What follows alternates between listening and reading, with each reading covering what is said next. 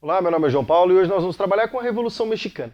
Bom, logo após o México ter se tornado um país independente, ele passou por uma série de transformações, teve um período de império, teve um período de dominação francesa, até se instalar o regime do líder Porfírio Dias, que vai ficar mais conhecido como Porfiriato, que durou de 1876 até 1911.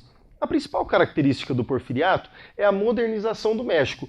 Como? Não através de indústrias, mas principalmente por conta de uma agricultura em larga escala. Passa-se a produzir através de latifúndios para exportação, certo?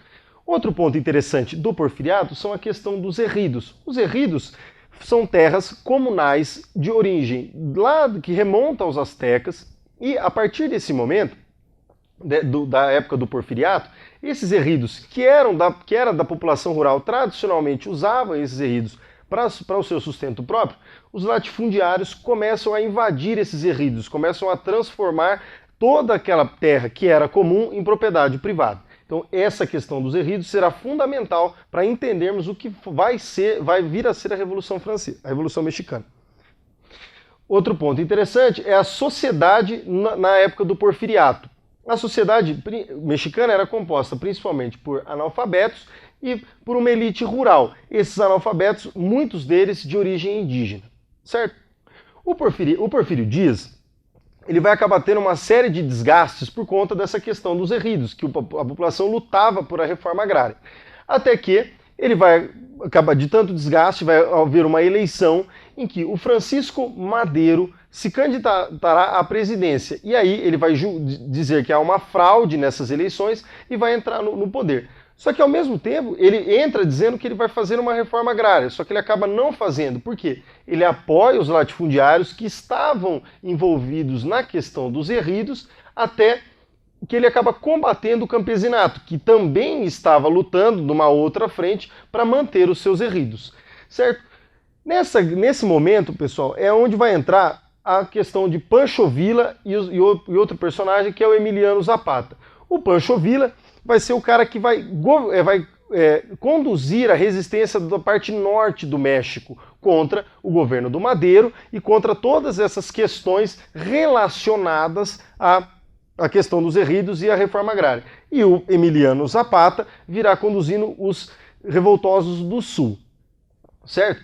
Um ponto interessante é a questão da luta pela reforma agrária, que, como nós colocamos aqui, no Porfiriato, na questão dos ejidos, a reforma agrária terá o Plano de Ayala como sendo o principal mecanismo de luta de reforma agrária, onde esse plano dizia o seguinte: nós queremos que os ejidos voltem às nossas terras, que voltem as nossas mãos às nossas terras. Esse é o principal ponto do Plano de Ayala, a reforma agrária, para que os ejidos voltem a ser da população e não mais dos latifundiários. O governo do Madero terminará com seu assassinato, um golpe promovido pelo general Huerta.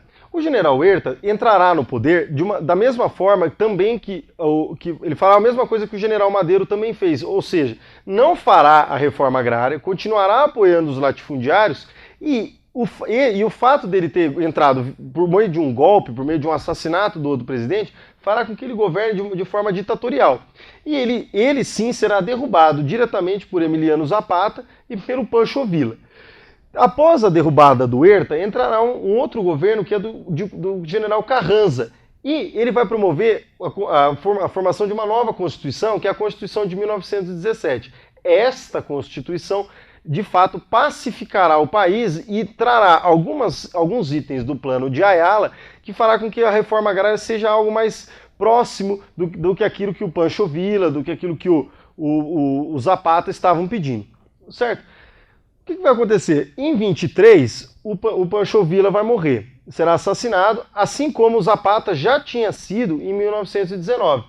E a Revolução Mexicana é uma revolução que ela não acabou, ela não tem fim.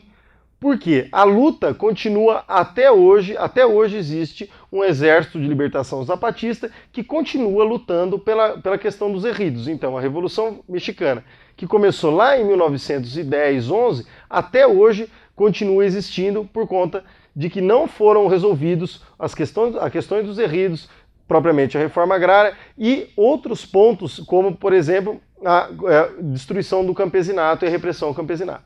Muito obrigado.